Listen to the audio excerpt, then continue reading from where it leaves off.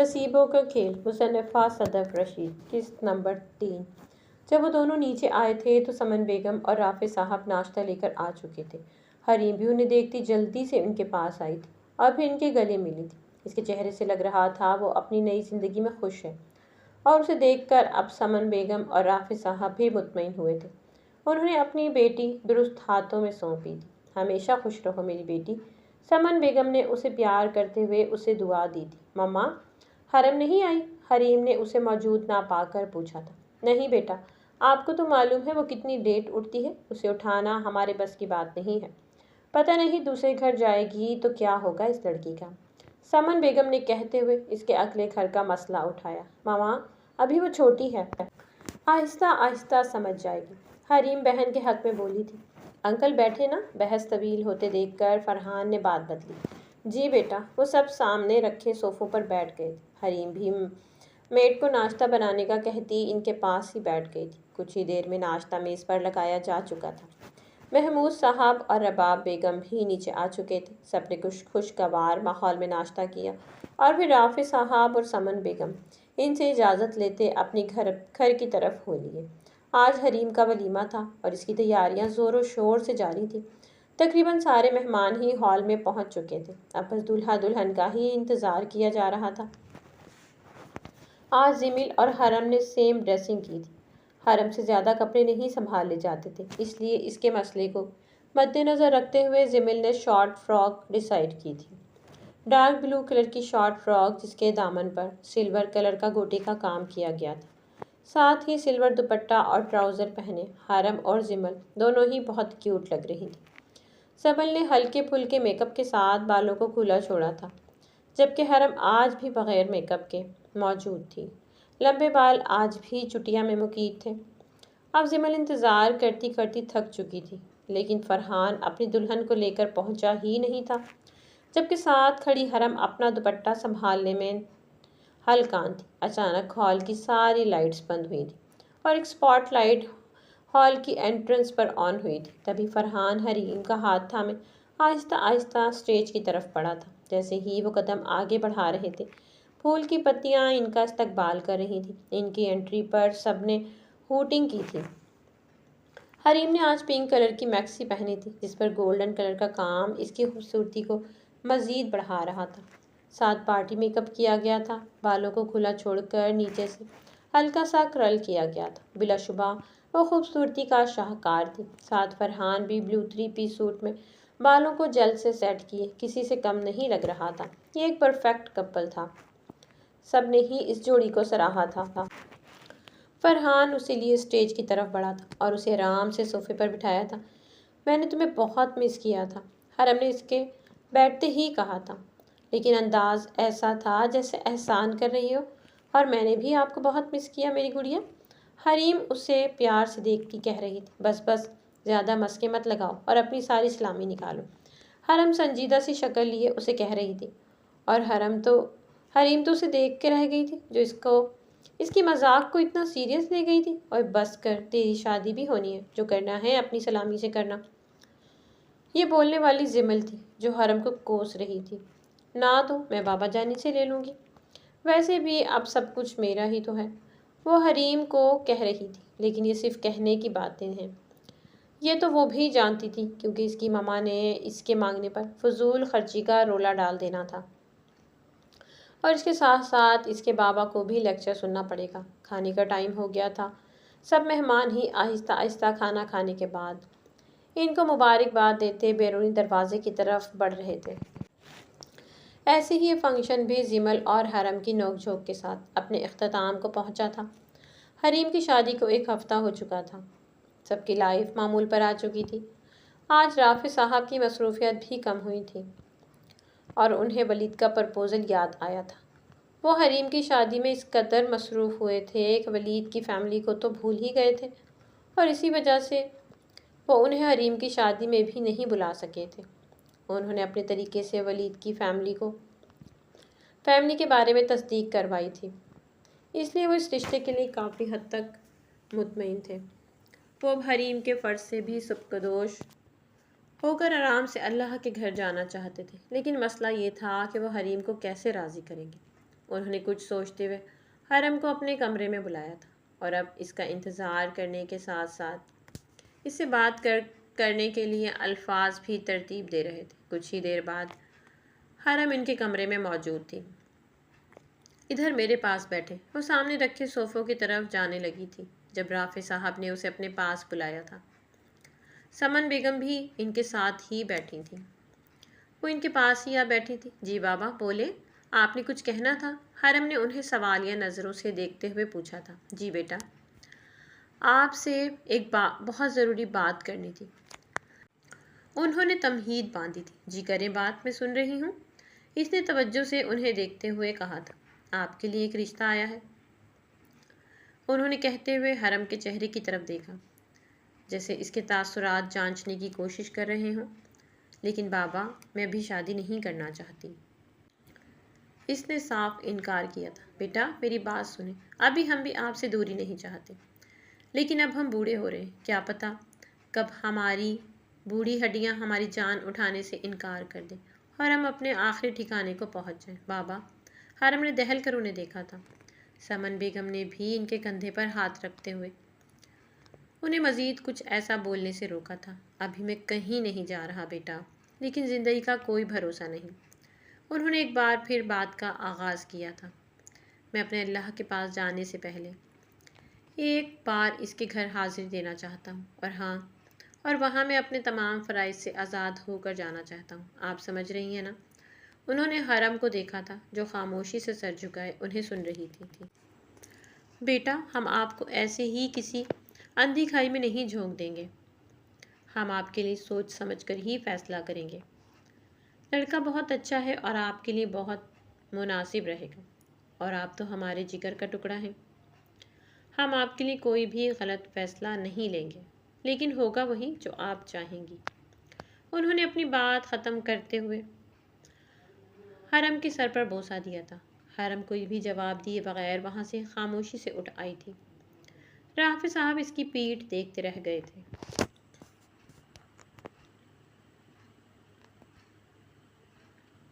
حرم خاموشی سے اپنے کمرے میں آ گئی تھی۔ اب اس کے دماغ میں اپنے بابا کے الفاظ گھوم رہے تھے۔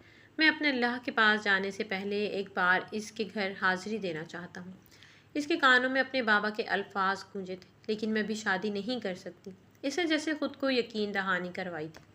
اس نے ابھی شادی کے بارے میں سوچا بھی نہیں تھا، اور یوں اچانک اس کے بابا کا شادی کے لیے کہنا اسے پریشان کر گیا تھا۔ وہ بھی اپنے ماما بابا کو چھوڑ کر کہیں نہیں جا سکتی تھی، لیکن بابا بھی تو ٹھیک کہہ رہے ہیں۔ ان کی ایک ہی تو خواہش ہے، اپنے اللہ کے گھر جانے کی، جس کو وہ برسوں سے اپنے اندر دبائے بیٹھے تھے۔ ان کے ذہن میں کچھ دنوں پہلے کی رافع صاحب اور اس کی ماما کی باتیں رونما ہوئی تھیں، جنہیں وہ اتفاقاً سن چکی تھی۔ آپ چلے جائیں اپنے اللہ کے گھر، آپ کی برسوں کی خواہش ہے، میں یہاں سب سنبھال لوں گی۔ سمن بیگم نے رافع صاحب کو چائے دیتے ہوئے کہا تھا۔ نہیں بیگم، ابھی میں نہیں جا سکتا۔ میں وہاں تب تک نہیں جاؤں گا جب تک حریم اور حرم دونوں کی شادی نہ کر لوں۔ انہوں نے چائے کا سپ لیتے ہوئے جواب دیا۔ تب تک آپ انتظار کرتے رہیں گے؟ سمن بیگم انہیں دیکھتی ہوئی کہہ رہی تھی۔ اتنا انتظار کیا ہے، تھوڑا اور ہی صحیح، وہ جواب دیتے ہلکا سا مسکرائے تھے۔ وہ سمجھ نہیں پا رہی تھی کیا فیصلہ کریں، اپنی خوشی دیکھے یا اپنے بابا کی خواہش۔ اپنی اپنی جگہ دونوں ہی ٹھیک تھے۔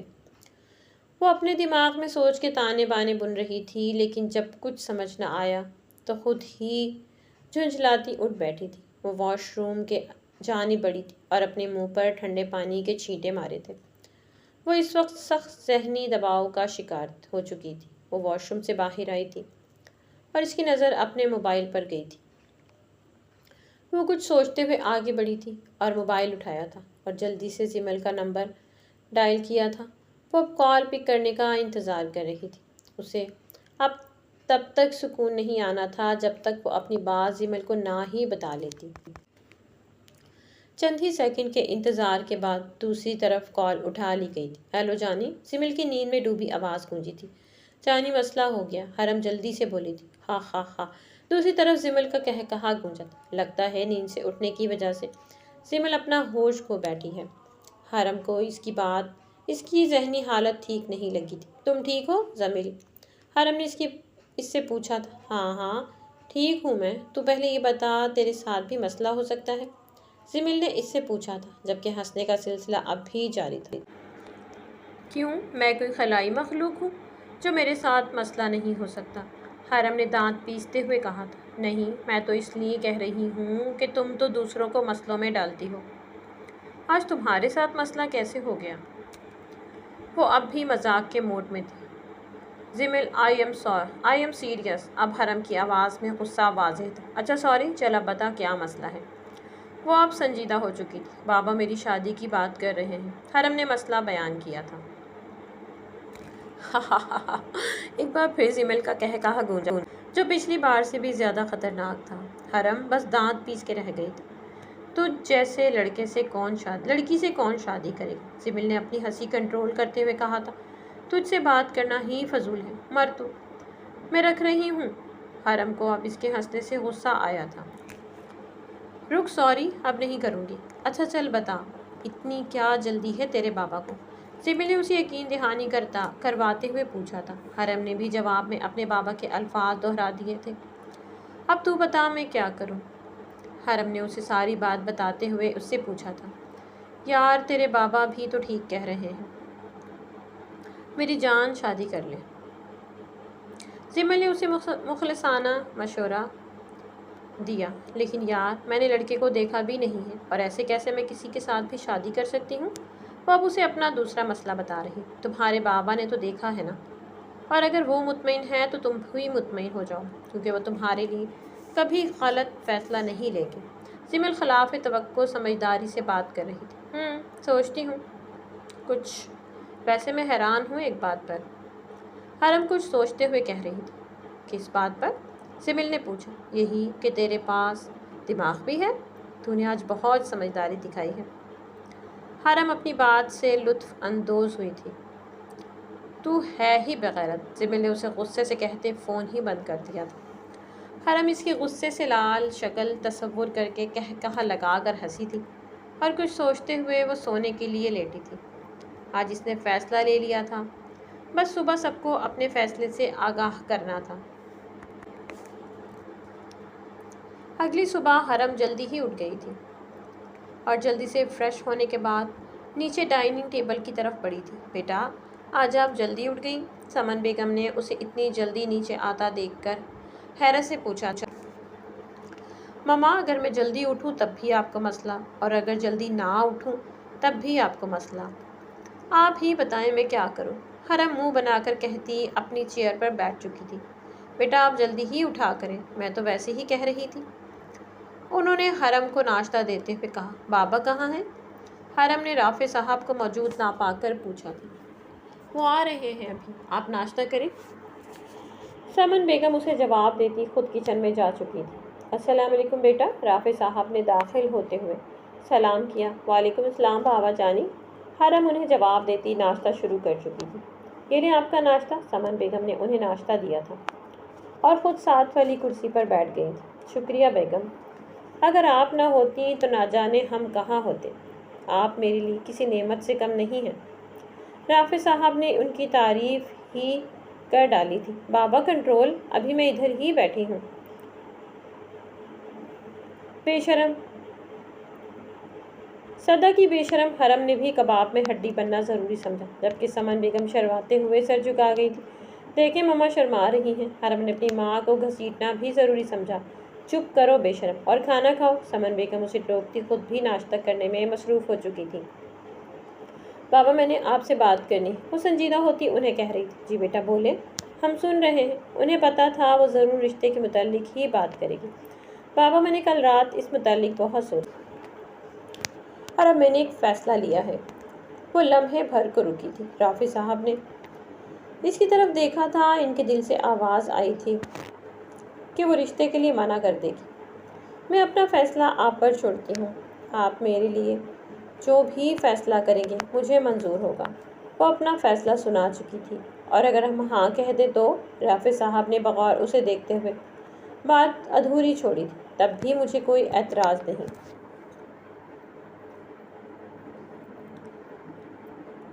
وہ سمجھ نہیں پائی تھی رافع صاحب اس سے پوچھ رہے تھے یا اپنے فیصلے سے آگاہ کر رہے تھے، لیکن وہ انہیں مثبت جواب دے چکی تھی۔ جواب دینے کے بعد وہ خاموشی سے اٹھی تھی اور پچھلے گارڈن کی طرف بڑھ گئی تھی۔ رافع صاحب ہلکا سا مسکرائے تھے، لیکن وہ اپنی آنکھوں میں آنے والی نمی کو چھپا نہیں پائے تھے۔ وہ آنسو پلکوں کی باڑ توڑ کر بہہ نکلے تھے۔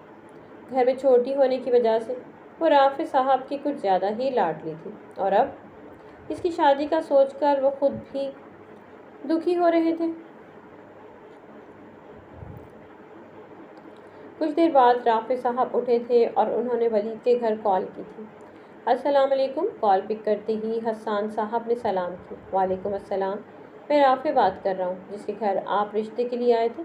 رافع صاحب نے جواب کے ساتھ اپنا تعارف بھی کروا دیا تھا۔ جی جی، بھلا آپ کو کیسے بھول سکتے ہیں ہم؟ وہ مسکراتے ہوئے گویا ہوئے۔ جی میں نے آپ کو کال بھی اسی سلسلے میں کی ہے۔ رافع صاحب نے انہیں خوشخبری دینے سے پہلے سسپینس میں ڈالا۔ جی بولیں۔ ہمیں آپ کا ہر فیصلہ قبول ہوگا۔ دراصل ہماری طرف سے وہ بھی حرم کی طرح رکے تھے۔ جی جی، آپ کی طرف سے؟ حسان صاحب نے بھی ان کا جملہ دہرایا۔ ہماری طرف سے ہاں ہے۔ رافع صاحب نے پرجوش ہوتے ہوئے خوشی کی نوید سنائی۔ بہت بہت مبارک ہو آپ کو۔ حسان صاحب بھی خوش ہوئے تھے، لیکن ایک بات کہنی ہے، رافع صاحب نے کہا تھا۔ آواز میں سنجیدگی واضح تھی۔ جی کہیں۔ دوسری طرف حسان صاحب کے بھی مسکراتے لب سکڑے تھے کہ نہ جانے اب کیا کہہ دیں۔ میں ایک بار آپ کے بیٹے سے ملنا چاہتا ہوں۔ رافع صاحب نے اپنی بات بیان کی۔ یہ بھی کوئی بات ہے، جیسے ہی ولید کا شہر کا چکر لگے گا وہ آپ کے گھر ضرور آئے گا۔ حسان صاحب نے سکھ کا سانس لیتے ہوئے انہیں کہا، اور پھر یوں ہی کچھ رسمی باتوں کے بعد کال بند کی گئی تھی۔ حسان صاحب نے بھی جلدی سے گھر کال کر کے رابعہ بیگم کو آگاہ کیا تھا۔ یہ خبر سن کر وہ بھی خوش ہوئی تھی اور اب ولید کو یہ خبر دینی تھی، لیکن فی الحال حسان صاحب نے انہیں ایسا کرنے سے روک دیا تھا۔ وہ اسے یہ خبر ایک ساتھ ہی سنانا چاہتے تھے۔ حرم اپنے بچوں کے ساتھ مصروف تھی جب اس کا موبائل جگمگایا تھا۔ اس نے ہاتھ جھاڑتے ہوئے موبائل اٹھایا تھا۔ سامنے ہی اسکرین پر جمیل کا میسج جگمگا رہا تھا، جس کا نمبر جانی کے نام سے سیو کیا گیا تھا۔ تیرے رشتے کا کیا بنا جانی؟ وہ جمیل کا میسج پڑھ کر مسکرائی تھی۔ جانتی تھی پوری رات جمیل نے بھی سسپینس میں گزاری ہوگی، اور اب صبح ہی صبح اس نے حرم کو میسج کر دیا تھا۔ حرم نے اسے کال کی تھی۔ ہیلو جانی، بتا کیا جواب دیا تو نے؟ کال پک کرتے ہی جمیل نے ایکسائٹڈ ہوتے ہوئے اس سے پوچھا تھا۔ جانی تو اتنی بے صبری ہو رہی ہے جیسے میرا رشتہ تجھ سے ہو رہا ہے، وہ مسکرا کر کہتی سامنے رکھی چیئر پر بیٹھ گئی تھی۔ اوئے باتیں مت بنا اور تمیز سے بتا کیا جواب دیا تو نے؟ وہ اب غصے سے کہہ رہی تھی۔ میں نے ہاں کہہ دی۔ حرم نے اسے اپنے فیصلے سے آگاہ کیا۔ کیا؟ جمیل اتنی زور سے چیخی تھی کہ حرم نے موبائل کان سے ہٹا کر اسے ایک گھوری سے نوازا تھا۔ آہستہ بول، میں تیری طرح بحری نہیں ہوں۔ حرم نے غصے سے اسے ڈپٹا تھا۔ اوئے تو سچ کہہ رہی ہے؟ جمیل نے ایک بار پھر پوچھا تھا۔ تجھے مجھ پر یقین نہیں ہے کیا؟ حرم نے الٹا سوال داغا۔ اچھا چل آج کہیں ملتے ہیں، اتنے دن ہو گئے ہیں ہم ملے بھی نہیں۔ جمیل نے کچھ ہوش میں آتے اسے کہا تھا۔ ہاں ٹھیک ہے، تیرے گھر کے ساتھ والی پارک میں ملتے ہیں۔ حرم نے بھی راضی ہوتے ہوئے کہا۔ جگہ ڈیسائیڈ کی؟ ٹھیک، چل پھر ملتے ہیں، اللہ حافظ۔ وہ فون بند کر چکی تھی۔ حرم بھی موبائل رکھتی اپنے روم کی طرف پڑ گئی تھی۔ حرم کچھ دیر بعد ہی جمیل کے ساتھ پارک میں موجود تھی۔ پورا دن ساتھ گزارنے اور باتیں کرنے کے بعد وہ اب گھر جا رہے تھے۔ گھر نزدیک ہی تھا، اس لیے دونوں نے پیدل جانے کا ہی فیصلہ کیا اور اب روڈ کنارے ایک دوسرے کا ہاتھ پکڑے آہستہ آہستہ جا رہے تھے۔ ساتھ ہی جمیل کی باتوں کا سلسلہ بھی زور و شور سے جاری تھا۔ اوئے مجھے لگتا ہے کہ ہمارے کوئی پیچھا کر رہا ہے، جمیل نے حرم کو بہت ہی آہستہ آواز میں کہا تھا۔ سچی؟ گنڈوں والا سین ہوگا؟ دیکھنا میں ابھی ان کی دھلائی کر دوں گی۔ حرم ایکسائٹڈ ہوتی اور پیچھے مڑنے ہی لگی تھی، لیکن جمیل اسے ایسا کرنے سے روک چکی تھی۔ یار پنگے مت لو، ویسے بھی یہاں کوئی نہیں ہے، اگر وہ لوگ زیادہ ہوئے تو ہم کیا کریں گے؟ اب چل، صدا کی ڈرپوک جمیل نے اسے گھسیٹا تھا۔ جمیل بی بی بریو یو، چل آج میں تجھے ٹریننگ دیتی ہوں۔ حرم اس کے ساتھ آہستہ آہستہ چلتی اسے مشورہ دے رہی تھی۔ مجھے کچھ نہیں سیکھنا، تو مجھے میرے گھر چھوڑ دے۔ جمیل اسے لیے ایک بار پھر آگے بڑھی تھی۔ اچھا بس ایک بار، تھوڑا سا مار دیں گے، پر پتھر اٹھا اور جیسا میں کروں ویسا کرنا۔ حرم اپنی بات پر بضد تھی۔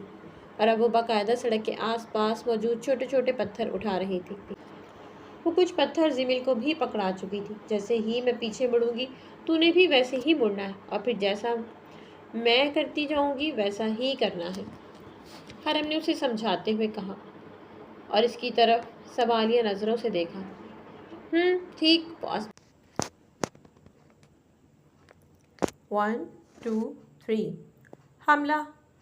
حرم کاؤنٹنگ کرنے کے بعد زور سے حملہ کہتے ہوئے پیچھے مڑی تھی اور پیچھے موجود لڑکے کو زور و شور سے پتھر مارنا شروع کیے تھے۔ زمل نے بھی ڈرتے ڈرتے 1-2 پتھر دے مارے تھے۔ کیا ہو گیا ہے؟ ایسے کیوں دہشت گرد بنے پھر رہے ہو؟ وہ لڑکا بوکھلاتے ہوئے سائڈ پر ہوا تھا۔ تو کب سے ہمارا پیچھا کر رہا ہے اور بدلے میں ہم کچھ بھی نہ کریں؟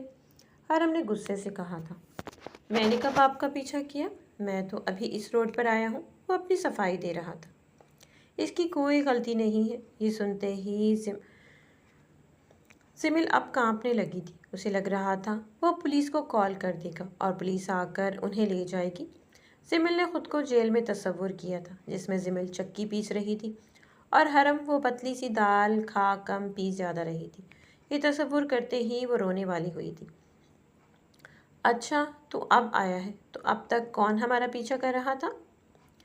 وہ حرم کی آواز سے اپنے خیالات سے باہر آئی تھی اور سامنے دیکھا تھا جہاں حرم غصے سے اس لڑکے کو سنانے میں مصروف تھی اور وہ لڑکا اپنی صفائی دینے میں۔ یار زمل چل نا، چھوڑ اسے، ہم گھر چلتے ہیں، بہت ہی لیٹ ہو گیا ہے۔ زمل نے ہی آگے بڑھ کر اسے پرسکون کرنا چاہا۔ ایسے کیسے چلتے ہیں؟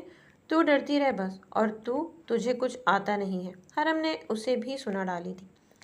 حرم چلنا، اس نے اب منت کی تھی۔ حرم بھی اس کی آنکھوں میں آنسو دیکھتی اسی لیے آگے بڑھ گئی تھی، لیکن جاتے جاتے وہ اس لڑکے کو غصے سے دیکھنا نہ بھولی تھی۔ سوری، زمل آہستہ آواز میں بڑبڑائی تھی اور جلدی سے آگے بڑھی۔ اس لڑکے نے اس ڈرپوک لڑکی کو دیکھا تھا اور پھر تب تک دیکھتا رہا جب تک وہ دونوں منظر سے غائب نہیں ہو گئیں۔ پھر وہ بھی مسکراتا ہوا اپنے راستے ہو لیا۔ زین جو ان کا پیچھا کرتا آ رہا تھا وہاں اس لڑکے کے آنے پر درخت کے پیچھے چھپ گیا تھا اور اب اس کی درگت بنتے دیکھ کر وہ چھپنے میں ہی اپنی سلامتی پر خوشی منا رہا تھا۔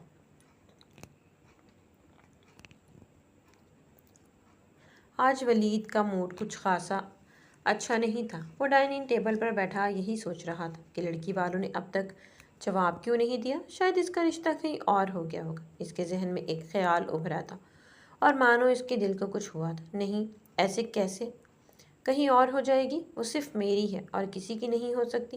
اس نے اپنے خیال کو جھٹلاتے ہوئے جیسے خود کو تسلی دی تھی۔ اگر ایسا ہوتا تو اب تک ان کا جواب آ چکا ہوتا۔ ایک اور خیال ذہن کے پردوں پر لہرایا اور یہ خیال آتے ہی اس کا نوالا بناتا ہاتھ رکا تھا۔ کوئی اور اسے نوٹ کر رہا تھا یا نہیں؟ لیکن دادا سائیں اس کی ایک ایک حرکت نوٹ کر رہے تھے اور شاید ولید کی بے چینی کی وجہ بھی جانتے تھے، اس لیے رابعہ بیگم سے گویا ہوئے تھے۔ بہو بیگم، لگتا ہے آپ نے ہمارے شہزادے کو خوشخبری نہیں سنائی، اس لیے وہ اتنا پریشان ہے۔ ان کی آواز پر رابعہ بیگم نے سر اٹھایا تھا اور ولید کو دیکھا تھا جو سوالیہ نظروں سے انہیں ہی دیکھ رہا تھا کہ کیسے خوشخبری؟ بیٹا، آج لڑکی والوں کا فون آیا تھا اور انہوں نے ہاں کہہ دی ہے۔ انہوں نے ولید کو دیکھتے ہوئے اس کی زندگی کی سب سے بڑی خوشخبری سنائی تھی۔ کیا سچ میں؟ اس نے بے یقینی سے ماں کو دیکھا تھا۔ جی بیٹا۔ وہ پہلے تو لمحے بھر کو خاموش ہوا تھا اور پھر وہ جلدی سے اپنے بابا کے گلے لگا تھا۔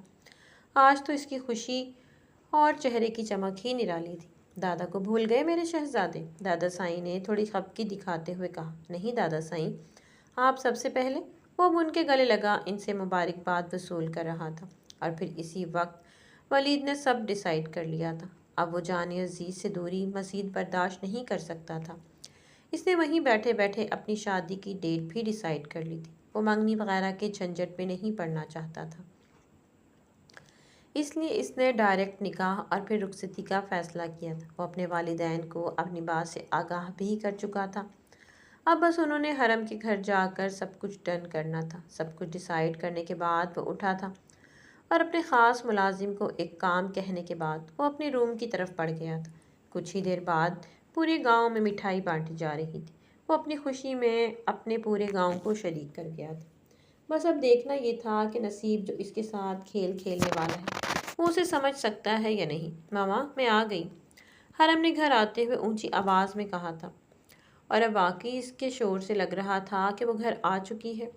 کبھی گھر میں داخل ہوتے وقت سلام بھی کر لیا کرو، گناہ نہیں ملتا اس سے۔ سمن بیگم نے حرم کے کمرے سے نکلتے ہوئے حسب معمول اسے کہا تھا، لیکن وہ حرم ہی کون جو کسی کی سن لے۔ وہ بھی ڈھٹائی کا مظاہرہ کرتی سامنے رکھے صوفے پر دھرام سے بیٹھی تھی۔ آج وہ حریم سے ملنے گئی تھی۔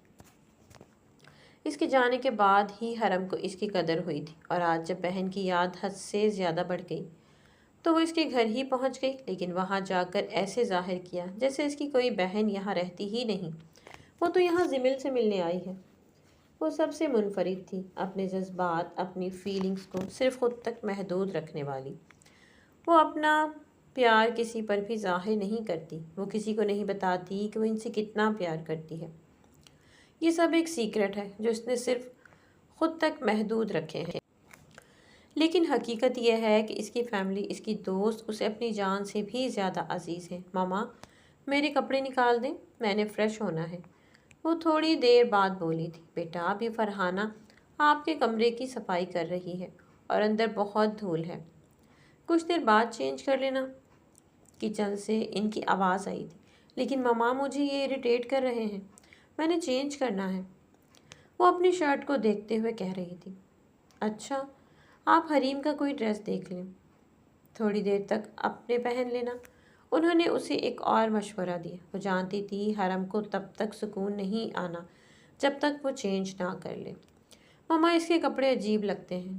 وہ ایک اور مسئلہ پیش کر چکی تھی، میرا بچہ بس تھوڑی سی دیر کی ہی تو بات ہے، پھر اپنے کپڑے پہن لینا۔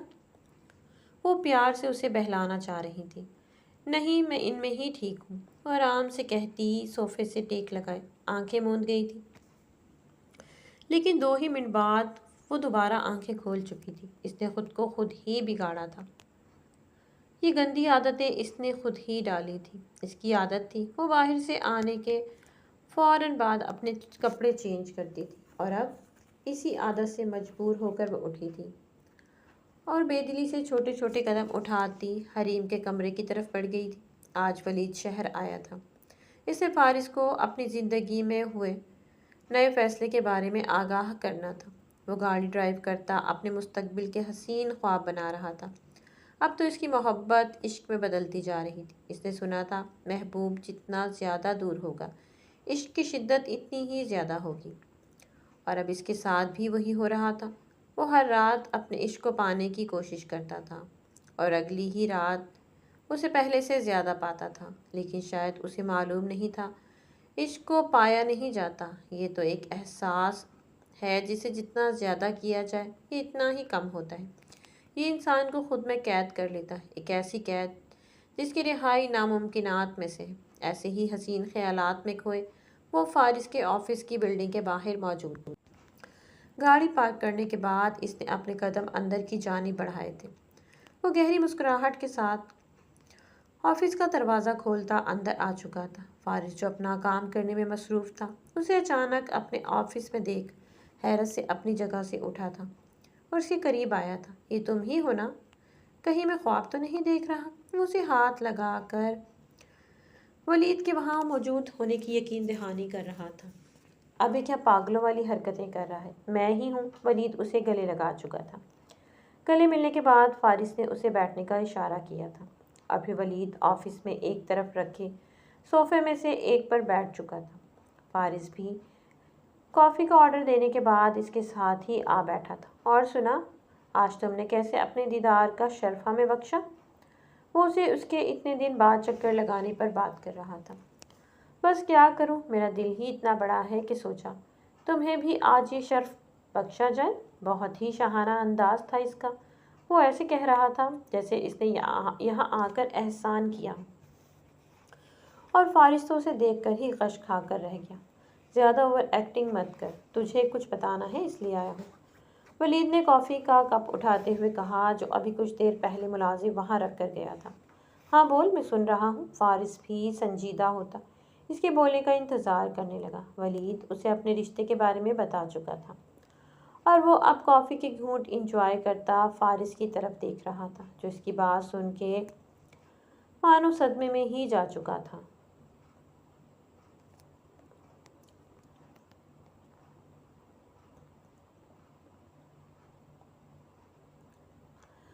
یار تم گھوڑی چڑھو گے؟ وہ اچانک اپنے صدمے سے باہر آتا ولید کو دیکھتے خوشی سے اس قدر زور سے چیخا تھا کہ ولید نے اپنے کان کے آگے ہاتھ رکھ دیے تھے۔ آہستہ بول، میں لندن میں نہیں بیٹھا، ولید نے چڑھ کر کہا تھا۔ اچھا، تو بڑا چھپا رستم نکلا، ہاں؟ لڑکی سے رشتہ بھی ڈن کر لیا اور مجھے کانوں کان خبر بھی نہیں ہونے دی۔ فارس اب اسے چھیڑ رہا تھا۔ بھول مت، آخری دفعہ جب ہم ملے تھے تو تمہیں سب بتایا تھا۔ اسے اپنی پچھلی ملاقات یاد دلا رہا تھا۔ ہاں ہاں، یاد آیا، اب مجھے بھی کچھ سوچنا پڑے گا، وہ دماغ پر ہاتھ رکھتا سنجیدگی سے کہہ رہا تھا، لیکن آنکھوں اور چہرے پر شرارت واضح تھی۔ کس بارے میں؟ ولید نے آئی برو جھکاتے ہوئے پوچھا تھا۔ آف کورس، اپنی شادی کے بارے میں۔ میرے بچے بھی اسکول جانے کے لیے لیٹ ہو رہے ہیں۔ وہ اپنی بات کہتا زور سے کہکا لگا کے ہنسا تھا، ساتھ ولید بھی مسکرایا تھا۔ پھر کچھ دیر مزید وہاں بیٹھنے کے بعد ولید نے اسے اجازت چاہی تھی۔ اب اس کا رخ حرم کے گھر کی طرف تھا۔ اس نے رافع صاحب سے ملنا تھا۔ ولید وہاں سے سیدھا رافع صاحب کے گھر آیا تھا۔ اس نے ان سے کافی دیر بات کی تھی اور اس ملاقات میں وہ رافع صاحب کو اپنی شخصیت سے مطمئن کر چکا تھا۔ طویل ملاقات کے بعد وہ گھر جانے کے لیے نکلا تھا۔ مرکزی گیٹ عبور کرتے وہ کسی کی آواز سن کر رکا تھا۔ یہ کسی کی ہنسی کی آواز تھی اور شاید وہ جانتا تھا کہ یہ کس کی آواز ہے، لیکن شاید وہ حقیقت نہیں جانتا تھا۔ اس نے رک کر آواز کا تعقب کرنا چاہا اور یہ آواز گارڈن سے آ رہی تھی۔ بے اختیار ہی اس نے اپنے قدم گارڈن کی طرف بڑھائے تھے اور پھر وہ سامنے موجود منظر میں ہی کہیں گم ہو گیا تھا۔ سامنے ہی حرم موجود تھی، جو فون پر کسی سے محو گفتگو تھی۔ اس وقت حریم کے کرتا شلوار میں ملبوس تھی، دوپٹہ ایک کندھے پر لہرا رہا تھا، جبکہ لمبے بال آج چٹیا سے آزاد تھے اور آبشار کی مانند کمر پر بکھرے ہوئے تھے۔ حرم کی اس طرف پیٹھ تھی، اس لیے اس کا چہرہ نہیں دیکھ پایا۔ وہ ہنس رہی تھی اور یہ کھنکتی ہنسی اسے خود میں قید کر رہی تھی۔ سنیں، وہ آہستہ سے اسے بلا رہا تھا۔ حرم اس کی آواز سن کر پلٹی تھی، لیکن اس کے پلٹنے سے پہلے وہ بھی پلٹ گیا تھا۔ وہ بھی اس کا چہرہ نہیں دیکھنا چاہتا تھا۔ وہ اسے شادی کی پہلی رات صرف اپنے لیے سجا سنورا دیکھنا چاہتا تھا۔ اب ولید کی اس طرف پیٹھ تھی اور یوں حرم بھی اسے نہیں دیکھ پائی تھی۔ کیا آپ مجھ سے مخاطب ہیں؟ حرم نے شاید پہلی بار تمیز سے بات کی تھی۔ جی، اسے سر پر رکھا کریں، اس میں آپ بہت اچھی لگتی ہیں۔ وہ اس کے دوپٹے کی طرف اشارہ کر رہا تھا اور پھر مزید کوئی بھی بات سنے یا کہے بغیر وہ وہاں سے جا چکا تھا اور حرم نے حیرت سے اس کی پیٹھ کی طرف دیکھا تھا، جو اپنی ہی کہہ کر چلا گیا۔ اس کی بات تو سنی ہی نہیں۔ پھر وہ اسے گولی مارتی فون کی جانب متوجہ ہوئی، جہاں زمل ہیلو ہیلو کی گردان لگا رہی تھی۔ تو میرے پیارے ریڈرز، امید کرتی ہوں کہ کہانی آپ کو اچھی لگی ہوئی۔ کہانی اگر آپ کو اچھی لگی تو کمنٹ باکس میں اپنی قیمتی رائے کا اظہار ضرور کیا کریں۔ ویڈیو کو لائک کریں، چینل کو سبسکرائب کریں اور ویڈیو کو شیئر کرنا بالکل مت بھولیے گا۔ اللہ حافظ۔